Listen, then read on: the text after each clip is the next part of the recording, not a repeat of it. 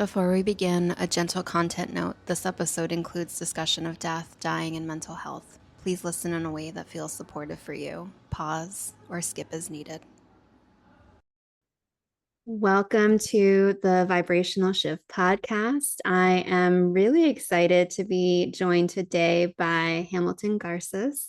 I met you not in real life, but just like everyone else, most of the other guests that have been on the Vibrational Shift through the wonderful world of Instagram.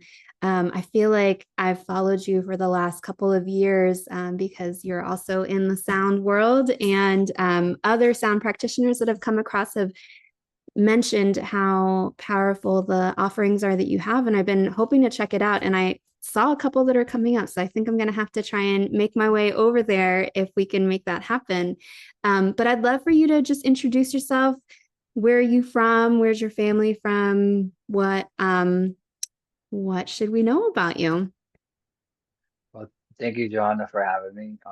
It's an honor to be here and a privilege to be having an opportunity to share, a little bit about myself and my story and what my offerings are. And I just want to give thanks for all the amazing people that I've connected with over the years. And thank you for speaking kindly of me. And that's why I'm here today. So I'm grateful to be here. So my name is Hamilton Garcés, Hamilton Garces. I'll say it first in Spanish because that's how my family calls me.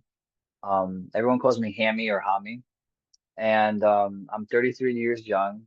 I was born in March 26, 1991, and I'm first generation Colombian American, born here. And my mother came here to the 1980s from Colombia when she was 20, and I'm just one generation away from carrying 50 kilos of coffee on my shoulders, like my uncles and my family has working on the farms in Pereira, Colombia.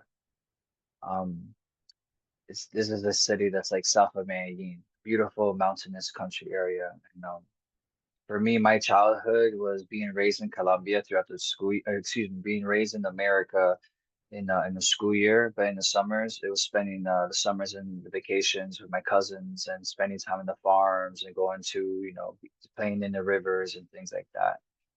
So surrounded by a lot of nature. And so for me, my biggest stress reducer of my life was always going to Colombia every summer of the year, up until I joined the Marine Corps. And so from 2001 to 2010, I was going to school and lived in Paterson, New Jersey. And 2010, I graduated from John F. Kennedy High School. And out of high school, my my vision, my focus was going towards the military. As most people in that generation, were influenced towards me pushing to go towards that was 9/11 as a young kid growing up in New Jersey. Um, so being in the military, there's 4 years of my life that I spent there in that contract. And it's kind of always an interesting part to share my story because some people be like, I would never got the idea or the vibe from you that you were in the military or that you went to war carrying a machine gun. Um, I wouldn't think that I would be here being on the podcast talking about, wellness and mental health and, the importance of doing yoga and breath work and just giving holistic and alternative modalities a chance because they're very, it's something that helps us reconnect to the body and realign a lot of things in a more energetic and mental and physical way. So yeah, there's a little bit about me there and there's some on the back end. After I got out the military in 2014, I I started getting more involved into wanting to get into my body, taking care of my body. Let's just say there was that moment not long after the military that I kind of had that dark night of the soul, which was that pivoting point in my life that shifted me towards wanting to make better choices. Because if I continued to do the things that were poisoning me, I would have been in the sense, if I kept continuing doing the things that were poisoning my body and not taking care of my body and creating self-love and care, I would have already ended up literally dying, unfortunately, because of veterans dealing a lot with suicide, and this is something that's very real in the veteran community. So Moving through my hardships and struggles, I was able to find myself through working with yoga, connecting with meditation. One of the things that really helped me tap into meditation is really, connecting with the power of sound.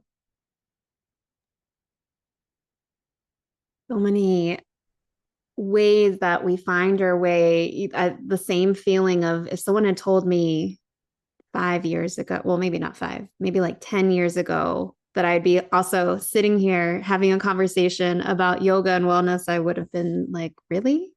Um, so you mentioned that it started with yoga, and the mindfulness as you were going through that transition in your life.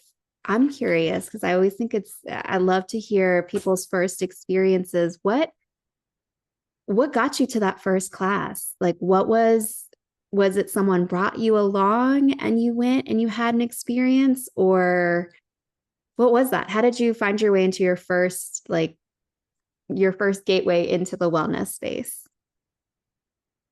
So, like, I've I've kind of been a person that from a young age, like I've done martial arts, so like I've done a lot of physical things. So, is there was there already a connection connecting with like the body on the physical level? Totally. I thought I was a master at that. But parts of me or also inspired by like Bruce Lee or like things like, samurais, warriors, Shaolin monks, things about like, not only be a good fighter, but spiritually, mentally. Um, Definitely after my time in the Marine Corps, we do tap into that warrior sense, but like we're still missing the spiritual aspect, the energy aspect. There's something deeper than just being a warrior instead of just being like a deadly weapon. Um, and so it wasn't until, later on that I got out that I got more interested into wanting to tap into, spirituality. And for me, it was I remember my first class. I went to a class in North Carolina and it was just a very, just yoga class, but it wasn't something that got me to like witness something. So I gave it a shot, but I also realized that this is just one of many forms of how you can do yoga. Um, it wasn't until I went to different meditation circles and stuff, I started having experiences, but my most interesting experience that led me to want to become more of a yoga teacher was at a school called Integral Yoga Institute in Fair Lawn, New Jersey. And when I went to this school, it was the difference between going to this school and like learning some, ancient traditional way of doing meditative practices or going to a school in New York City that was called Rocket Yoga. And that was more about like very showing physical yoga, but that wasn't what I was looking for. I was looking for the meditative. So when I went to this class, it was a 90-minute session, and it wasn't until like we got towards the end, after all the asanas, the postures, we went to the shavasana, we went to the yoga nidra, and all that was great. But it wasn't until we did all that injunction to get prepared to do the meditation. And right before the meditation, you have to do the pranayama.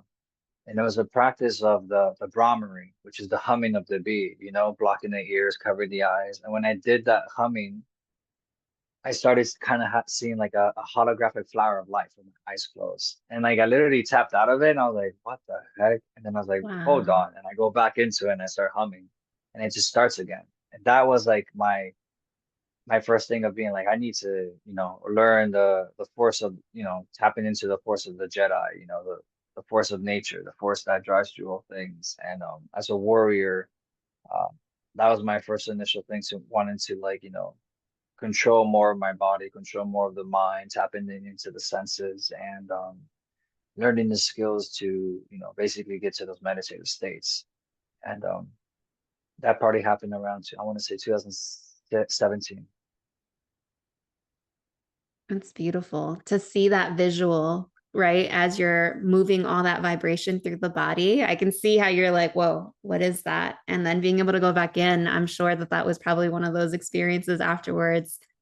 When something within you it's like a breadcrumb, it almost feels like slowly when you look back at it in retrospective and you're like, all these little things that it took for me to get to this particular moment and just having the gratitude for it. I think about um, my first yoga experience for me, that moment was laying in Shavasana. They had us with our legs up against the wall. I never thought that yoga was for me.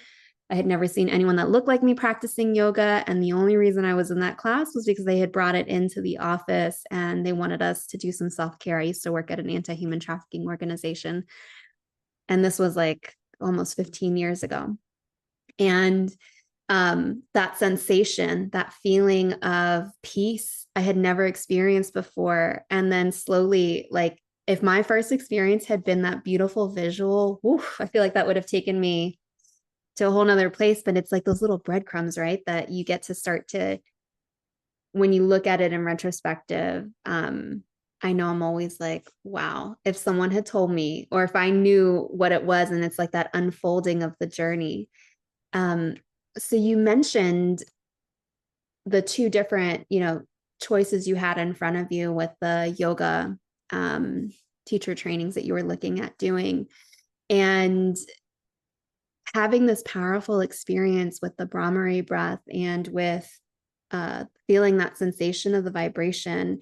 Can you talk a little bit more about how that transitioned into the sound side of the work that you've been doing? Well, to have gotten here in all the sense of that was like and also injunction of like through my healing journey, like it's the integration of the yoga, the meditation, and injunction all this. I started working with plant medicines around 2016. So around 2015, a year after I got out of the military, I went through that dark night of my soul.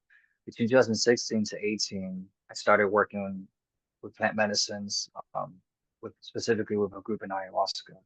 And it wasn't until then that I realized like I need to do more yoga. And Mm. before that, I had that experience with yoga. And it wasn't until I started learning how to understand this, something about the ayahuasca experiences and the plant medicine ceremonies at the church I was going to allowed me to have the internal realization of like the power of sound and the power of knowing the body, so like to know yourself better is to, navigate the system. So that's what attracted me to finding that yoga connection because um what I experienced in that yoga class was very similar to being in a plant medicine ceremony. And that's what took me in the sense of like, okay, I found a place that's doing good techniques, and these techniques can bring you internally to those, those spaces within yourself. Because I was able to meditate being in those ceremonies in the churches, the sound, the music, the vibration, I can feel it through my body. But it wasn't until I went to a space in New York City from a sister that invited me out of Yogaville, Virginia. There's a place called IYI, New Jersey, Integral Yoga, New York, and they have this group called the Cosmic Shamans. And so it wasn't until I had this experience of like sitting down, laying down in a completely sober space that, first of all, I'm here because all the things that I've done opened me up to be here. Prior to that, I would probably never be in here to want to do this in the first place. And I'm in a room with probably 40 to 50 people. And there's probably a gentleman that's playing gongs. There's another person doing singing bowls, and somebody else like the metal bowls. It was maybe a 2 hour session. And within the first 20 minutes of doing the breath work, I passed out. And like the sounds are going on, and those sounds like drifted me into a really deep state of like rest to the point that like I was one of the last people in their space for an extra 20 minutes after. And it was kind enough that the practitioners didn't bother to wake me up. But when I woke up, they were like, you really, you went deep. And it wasn't until that first session I experienced like the intentional set and setting of like just working with sound and how it can take you to, deep healing spaces. And without you knowing at times, you're completely pass out and go to sleep because your body will pick up on the frequency sound waves. Those frequencies that start slowing down your brain waves, which start integrating the vagus nerve to relax, gets us into these very peaceful states. And whether we're in a wake state of meditation or in a deep sleep state, we are recovering, we are healing. And this is usually when the body really needs this rest. So through that experience of feeling the rejuvenation in my body, that's when I really became very interested in like how sound can be used to create healing or to create altered states of consciousness completely outside of plant medicine ceremonies because that's what I received from that is like, this is medicine, the sound, the breath, the yoga. These are things that we can use, tools that are accessible to all people, with no contraindications, really. Um, yeah, I love that. And I've only worked with cacao. I haven't worked with any other plant medicines, but to hear that, that what you were describing in the beginning of like being able to still reach that state with the assistance of sound, I can only imagine how powerful it felt to have all of the different frequencies that were going on in the room. Um, I've never done like a multi-person session where there are multiple people playing around me, but I feel like it's also got to create some sort of like vortex too of all of that yeah, energy being moved in the room, but also through you. It sounds yeah. beautiful. So you It was definitely also no, go ahead. It was definitely an unforgettable experience I'll never forget because I woke up completely drenched in sweat after that. Like Oh literally wow. exercising out whatever was in there, like sweat. I woke up in profuse sweat. And then when I asked them, they're like, you're purging, you're working things out, you're pushing things out. And that's just one of the many ways people will purge in a sound bath. Yeah, it's interesting you bring up the idea of purging. One of my, or actually, no, it was my first ever retreat that I hosted. I had one attendee who had done sound with me before. Like we had done a session, she had done multiple sessions.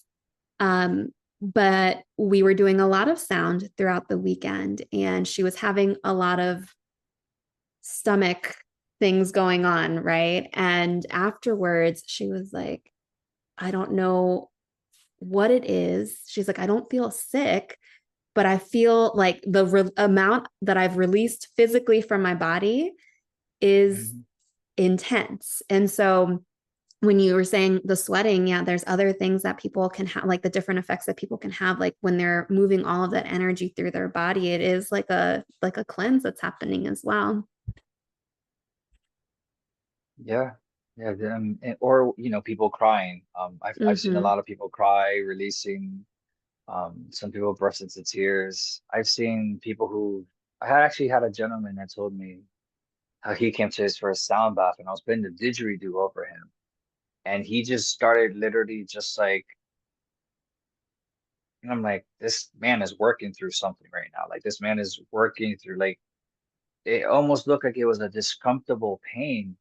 When the gentleman came over to me later and told me he's like, I don't know what that was, the way my body reacted with the didgeridoo, and it was like, you were what's coming up is you're releasing things. The body's intelligent, and there's things in there through like cellular remembrance, as I describe it, is that like we're activating, we're releasing, we're recharging, and the sound frequencies are powerful enough for us to like create alchemy within us. So it's very interesting. Yeah, I had no idea you also play the didgeridoo. I am going to let me know the next time you plan to play it, and I will make it a point to try and figure out how to get there. I had my first experience with one 2 years ago in Mexico, and I had just finished leading a retreat, and I gifted myself with 3 days of just me. And I went to this place where they had Nice. sound baths at any time that you wanted to go in. And I rushed in. I was like the last person to come in. And the only spot that was open was right in front of this massive didgeridoo. And Wow. I had never been to a sound bath that had that because I feel like there aren't that many folks around here that I know that play that. But now that I know that you do, I'm going to have to go. And I remember he started playing, and the visual was like all of these geometric shapes. And I felt like I got blasted to another planet.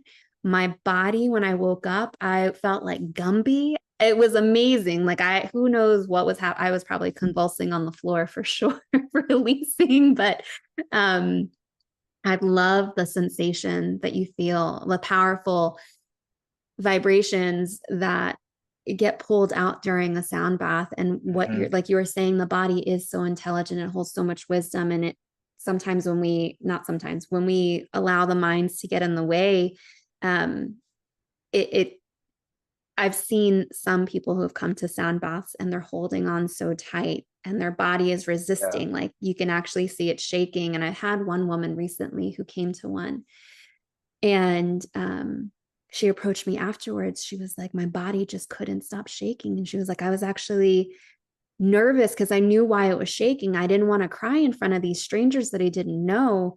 Um, and that was her, like the mind had interrupted her release. And Yeah. it's just, it's so incredible what you see with these releases as people are coming into these sound baths to have, to have their experiences. But very interesting for sure. Yeah. So one of the things I was going to ask you, and I didn't want to forget, was you also are a Reiki practitioner. Is that right? Yes, I'm Reiki level 1 and 2. So how did Reiki, I feel like once you dip your toe in, everything starts to unfold in front of you. How did Reiki enter into your path? So it first came with yoga was 2017 when I became an instructor for teaching yoga. And then between 2017 to 2000, the next thing I did was the Reiki. So sound was after Reiki. So I was doing sound on my own, like playing the flute, playing one singing bowl, and incorporating very little in like some of my posing yoga practice with meditation. But the Reiki came in when, in the sense that like, I already understood that like as a practitioner, we're already like attuning ourselves, right? And so Reiki only made a lot of sense to me once I understood its benefits, as like wanting to just be more attuned or more charged into like, positive energy connecting to that universal life force energy. And so it came through recommendation, not just once, but many times in my life through different healers. Like I've kind of been the kid that like ends up in crystal shops and like ends up talking to like the people there for hours and then like just kind of like sharing messages and channeling things, right? And so one of the messages I've gotten a lot in my life was energy work, do Reiki. Um, when I was a kid, I was somebody that would rub my hands a lot and put them on my mom's body, and she would tell me that I'm helping her and to go do this to your aunt. And I kind of would just do this in a way to like, do it because they said they felt better. I didn't understand Reiki later on until I was a teenager. And as an adult, I finally felt brave enough to like, if I'm becoming a body worker through the yoga fields, learn how to become a good source of connecting to energy. In a sense of too, like, you're clearing yourself up when you're connecting to these things. So it's like, being of service while being of service while doing the work yourself. So given we all go have our things, we all have our stuff that we're working through.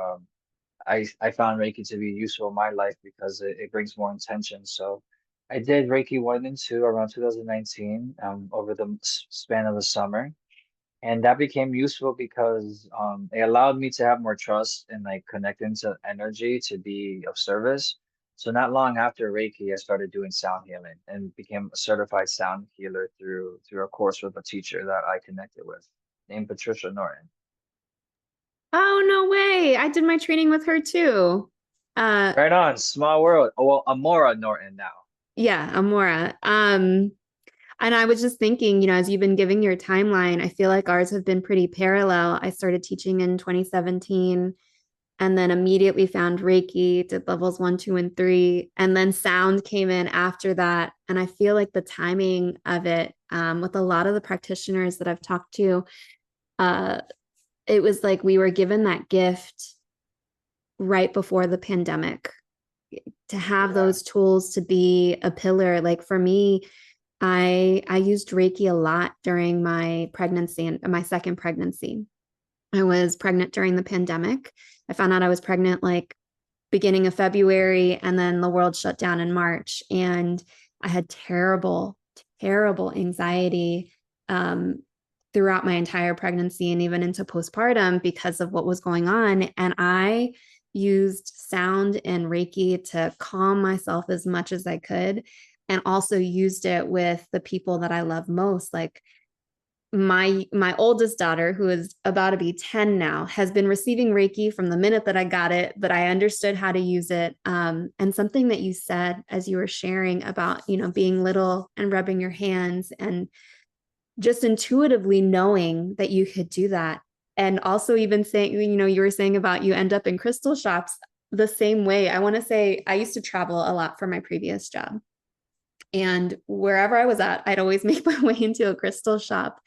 And I want to say it was in 2017, I was in San Francisco, and this shop just, I don't know, it felt like something out of a movie, like probably not a good example to use, but like the cartoons, like Pepe Le Pew, like when they like lift up off the ground and they're just like levitating. I don't know how I made my way into this crystal shop. I started talking to the man for like, who was behind the counter for at least an hour. And he looked at me, he's like, you know what? We actually have a crystal healer about to come in. And I had never been to one before.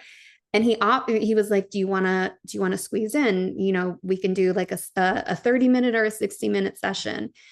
And she also did Reiki. And I remember having that session and being like, wow, this is everything I feel like I could sense since I was little, but didn't have the words or the understanding to Right. really put like words around it. And so to hear you recounting that, I felt a lot of parallels in what you were describing, and also thinking about the interesting timing around being given certain gifts that became our own form of like self-regulating and healing before we went into this wild time of 2020. Yeah. Yeah. Very interesting times. Very thankful. My daughter was actually born in 2019, October um 11th. And so right before COVID, like I just became a sound healer. I was already had Reiki and yoga.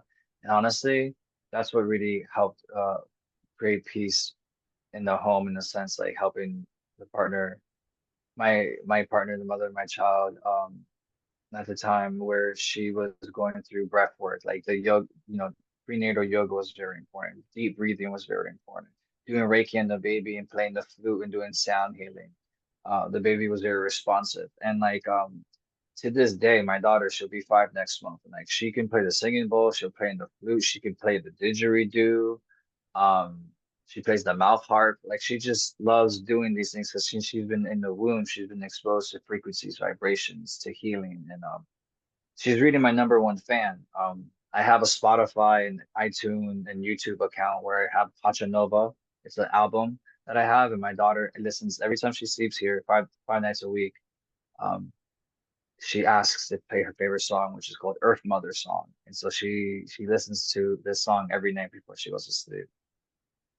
Oh, beautiful. And then I also think about the way that you started our conversation about being one generation removed from carrying coffee on your back, right?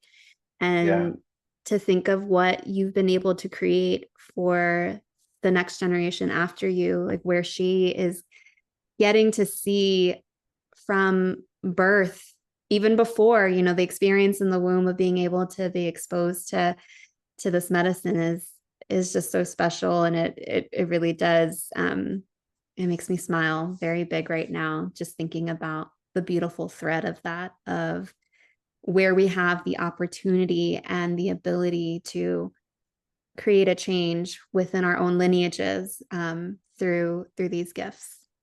yeah. And I'm still learning and growing, but the thing is, as I'm able to grow and learn, having these tools for myself to share with my daughter, like things to like doing smudging in Olympia. Like she'll come over and she'll ask for like Florida water to like Olympia herself. So it's really cute to see that she does things to like clean herself. In the end of the day, all we can really do is hope that our kids can do a little bit better than we did. And I know I'm doing a little bit better than my parents did. And that's just really you know, the growing steps of adulthood and being a parent, hopefully hoping that the future, they take lessons from us and they're able to, be fully supported in their decisions and their choices down their path. Yes. So going back to something that you had shared about your past around being in the military, and I know I've seen over the years that you do work with veterans. Can you talk a little bit about the work that you're doing there with that community? Yeah. So over the years, I've worked with some groups of veterans. I so I'll speak about like a recent group of veterans I work because I've worked with some groups, some things are public, some things aren't. Given the privacy of individuals that are coming, being that some people are still in the military. Um, so like I work with a friend of mine named Jared Napier, and he has a space out of Tulsa, Oklahoma, and that place is called Rising Ridge. You can look it up on Instagram. And so he's a 20-year Navy veteran, and his wife also served in the Navy. She's a veteran too. She's an officer. And we did a group of veterans this last Memorial Day, and that was a group of 14 veterans. And so whether it's this space or other spaces, usually the idea is I've been in two spaces. I worked in a psilocybin ceremony and I've helped facilitate and to be at a church for an ayahuasca ceremony where I usually come in to be helping, do yoga, do breath work, providing sound, helping coordinate, the ice bath and things like that, or embodiment practices, right? Or usually helping with integrations. The recent ceremony that I worked with and facilitated, we were able to provide a beautiful healing space. And so what that looked like was a weekend of from Friday to Sunday. Veterans come in on Friday, we all get to know each other, break bread, kind of get more informed about what's going to go on and how it's going to work and look like for the weekend. And it usually looks like and long story short, it usually looks like veterans come in up with their shields, and then by the end of the weekend, we all learn because I keep continuing to learn through being a witness and being a space holder and supporter in these spaces, how we continue to shed and let go. And so watching individuals kind of come in with their guard up and then watching them leave with like a more open heart, uh, a new perspective, like a new lightness in their eyes, um, is really a beautiful thing to witness because to have healing spaces for veterans, I believe is important because sometimes being in these bigger spaces, of like 50, 60, 90 people in a church, it's a lot. And there's some churches that are like that. Others are really small, or clinics, retreat centers, facilities, depending where you go. There might be a total difference of numbers, but this ceremony was about 14 people, well tight knit of a group. And I really appreciate seeing all walks of life, males, men, women, different religions coming together, and all these people just kind of sharing, connecting from their hearts because what's happening when we're in these healing spaces. Plant medicine or no medicine, the idea is that we are medicine. These tools, these uh technology, right? Plant medicine, yoga, technology, it's all in a sense of technology to me because it helps you tap into a certain type of intelligence. If you take mushrooms, you're going to tap into intelligence. If you do the breath work on the fasted stomach, you're going to tap into a different frequency of intelligence in your body, which in the end of the day are altered states. So it's an interesting space to provide as a veteran for veterans to be holding these spaces because we ourselves are examples of we've unfucked ourselves. Excuse me for my language, but we took care, we put ourselves into these problems, we have to get ourselves out of these problems. And so in the practice of facilitating these spaces, it's an honor to be there, to just be like, I was there too. I was ready to take my life. I've been to combat. I know your pain. I know the feeling of wearing that same cloth. I know the feeling of sitting down at the edge of your bed every morning and asking, what's the purpose? Why am I still here? Why didn't I just die over there? Why is it that my friends are the ones that are committing suicide? Like, Lord, take me. There's a lot of this guilt, survivor's guilt, or just the ego beats people up, the mind begins to eat people up. And so it's a beautiful place to be a veteran to support others in the sense of like, I too walk through the darkness, and together we can walk into the light. We can find new breath. We can find um, a new space to really live in our authentic heart because the world put a lot of pressure on men and women. This is what it means to be a man. This is what it means to be a woman. Sounds like such a beautiful way to be a guide. Like you were saying that and working with the veteran community specifically because of your ties to it and having gone through it as well. One of the things you shared prior to us hopping on, you mentioned you're also studying to become a death doula. And I'm curious, the interest that pulled you in that direction, does it have a tie or a connection to your past with being a veteran, or was it something completely else that drew you towards this other form of work that you're immersing yourself in? Um, it it was really like something that I feel like got me prepared for it. I want to say like in junction of like working in the military, being around death, witnessing death. Um, that was my first lesson of like life is so sacred, and like how sad it is that some people uh, live such a short life or just don't appreciate it. And so that was my first lesson of like, death is a teacher. Death is here to show us things. Um, I want to say sometime between getting out the military up until maybe 4 years ago, 3 years ago, excuse me. Um, I got to a point where I've gone to so many funerals. I feel like it got me ready in the sense of like holding space, Um, and something that's kind of an example is I don't want to sit here and speak for each person's funeral or make like this big uh like an egocentric idea that like, oh, I'm this important person that's there, but like I've lost people who have been close to me in the military, such people who, not only is it that they're good friends but they're family. One of those people is Gregory Leon and a good friend named Kenny Williams, and these are two friends that I'm friends with from New Jersey. At the end of the day, it's like the presence of being there to support people and like knowing that you can bring calm. And like let's just say that there's been moments that like, I'm glad that you're here because I feel safe, I feel supported, has come up a lot for me. And until I learned about what death doulaship was, birth doula is a very interesting thing to come into this world. But something about death has called me in the sense of like holding it down. Um, in the best way. Like my best friend lost her mom and just being like a rock next to her to like help her move through these things, and I think it takes, a certain individuals to be like, yeah, I want to go do that job because, who wants to go, not everyone's gonna go sign up to the Marine Corps and go carry a machine gun into combat.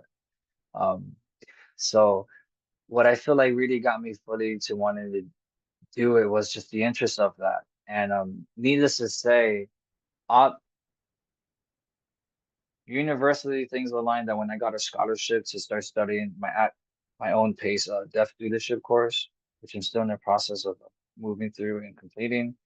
Um, my dog passed away, and so I had to put my dog down, unfortunately, and she was 13. And this was the first time in my life I had to literally be there watching somebody that I truly love pass, and then a way of understanding the issues that were coming up with my pet, my my family, not pet, as a guardian, she's family. We're here to protect them, to honor them. And then the best way I can honor her was giving her an honorable death because, she would have had a painful death, and a very uncomfortable death. And so playing the flute for her, being in that space with her, singing to her as she crossed that rainbow bridge, as they call it, really felt like an initiation of like, my dog came to my life in a time when I was the worst person. 2015, I was the worst version of myself. And that dog helped save my life. That dog got me out of night terrors. That dog was through with me in the drinking and the alcohol and the abuse of myself, the hatred I had for myself, for life.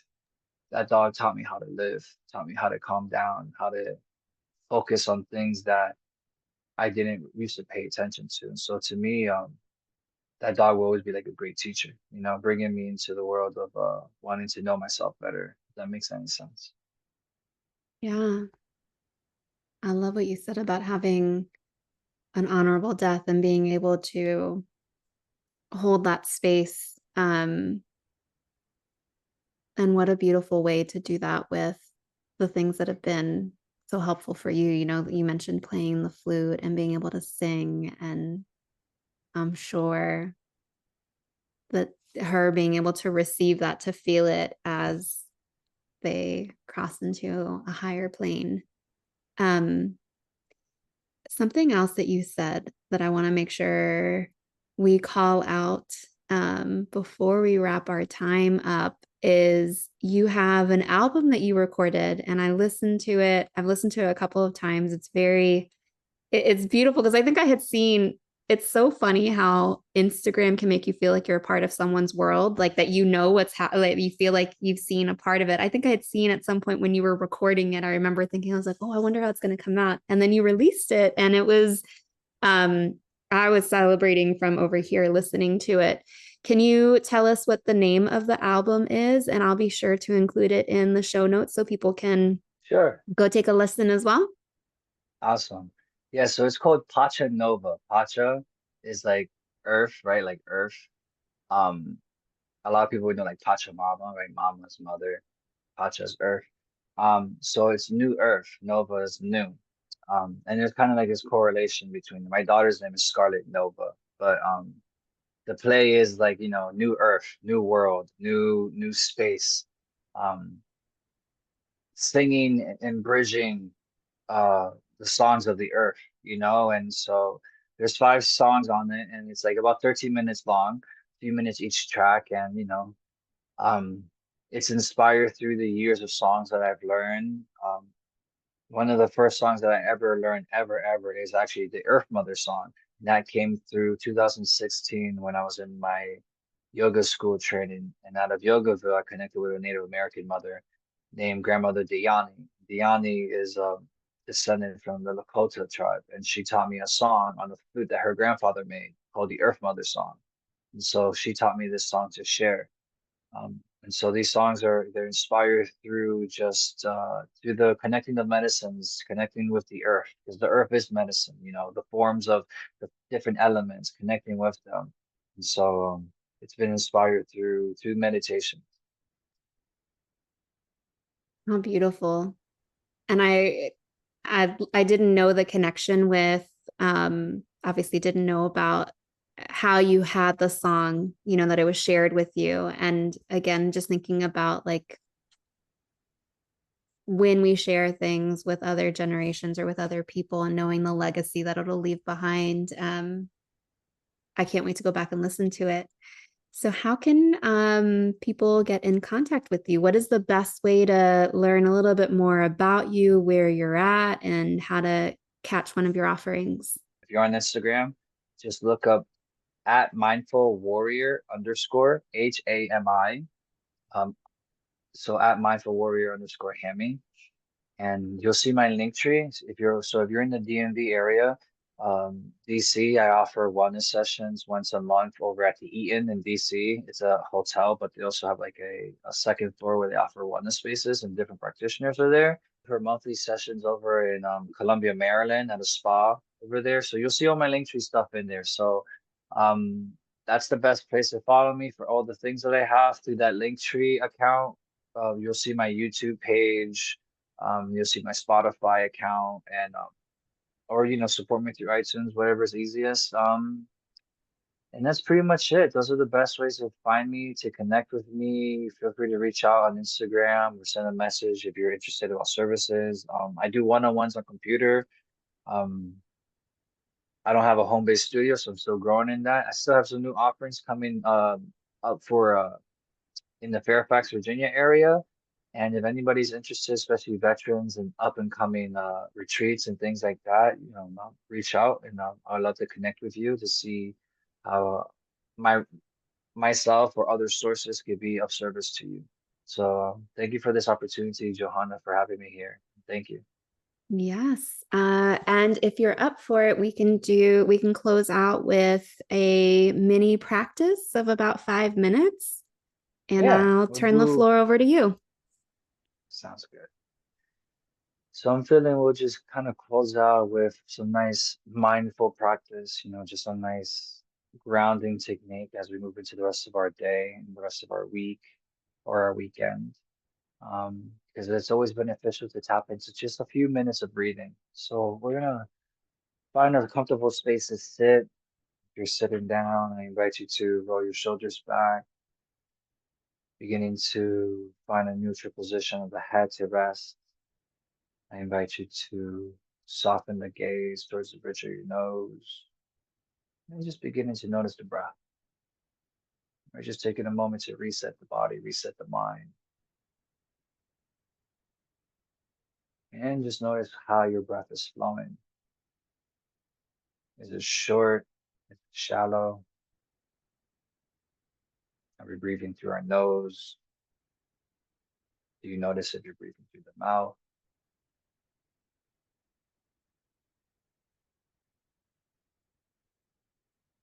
And what we're going to do is we're going to shift our awareness to the breathing now as we take control of the breathing.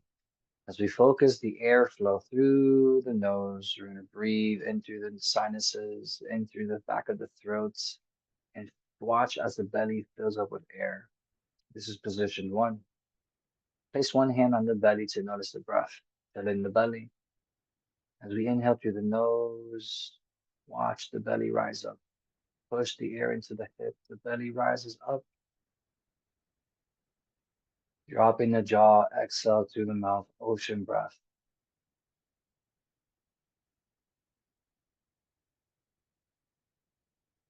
Inhale through the nose, fill up the belly.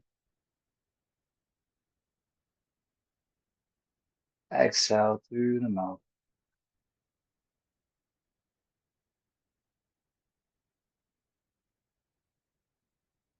On the next round of the inhalation, inhale into the belly. You begin to fill up the ribs. Up, up, up. Exhale through the jaw. The idea here is we want to tap into the sound of the breath. The sound is the focus. So each inhale, breathe it in through the nose.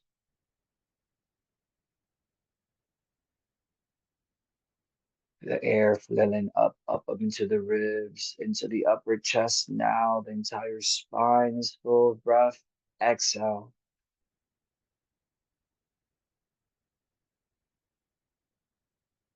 So this is the rhythm. Inhaling through the nose, the belly, the ribs, and the chest. As you continue to cycle through this, visualize yourself cleansing the body. Now you are aware of the technique. You are in control of the temple, the vehicle of the body. Through each mindful inhalation through the nose, you expand the belly, the rib cage, the upper chest. Visualize the exhale cleansing the top of the spine, the middle of the spine. Exhaling every last drop of air out, out, out, down through the spine to the bottom of the back. Here we're cleansing and visualizing through the spine, charging the body full of life, full of breath and energy. With every exhale, long and smooth ocean breath, creating that hissing or audible ah sound, relaxes the vagus nerve, toning the mind.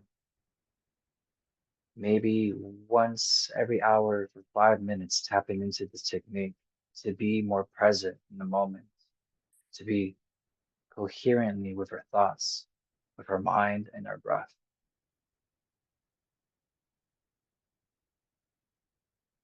6 deep breaths alone, the chemistry of the body begins to change. And as we move through the breath, we push cortisol out through the body. We increase oxytocin and we increase serotonin and dopamine as we release the stress that no longer serves us. Taking one last big breath all the way up, up, up, up, up. Hold the breath at the top. 3, 2, 1. Release in the air out, blowing out the candle.